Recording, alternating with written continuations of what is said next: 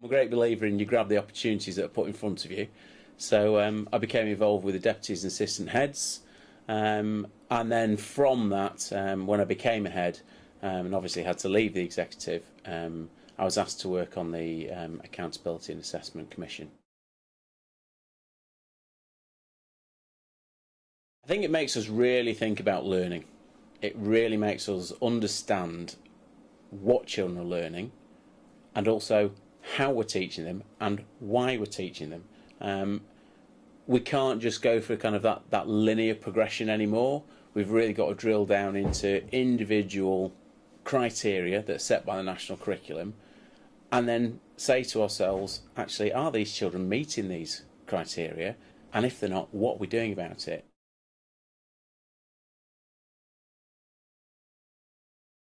The new framework really gives them that ownership to lead the learning and to be creative and to do exciting things, but always rooting it back in what is required to move a child forward.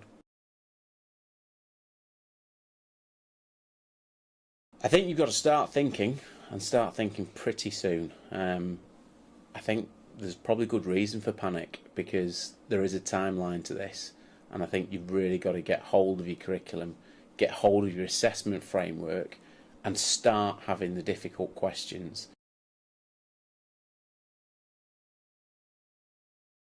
We just said top level learning outcomes come from the curriculum.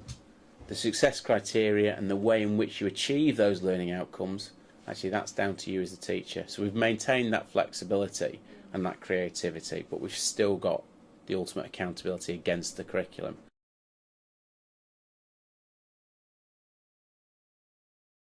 Just giving it time. It's not there's not a quick fix to it, because it's a huge shift in everything that we're doing. You know, pedagogy, the way that we think about learning, the way that we assess learning, the way that we track learning. You know, it's got to be given time, and it's got to have that space to talk and make mistakes, actually.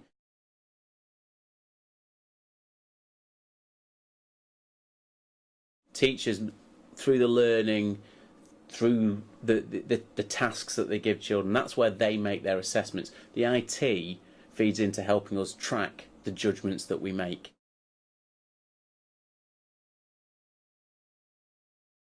I think what's really evident and really powerful for us at the moment is that children are completely engaged in their own self-assessment. You know, because the criteria are so clear, because the success criteria and the ways in which to achieve an outcome are clear, the children are coming up to teachers going, look, I've nailed this. You need to take... I've nailed it, haven't I? And actually, that's brilliant, because that ownership that they have, that understanding of what they need to achieve, that's where you want to get to.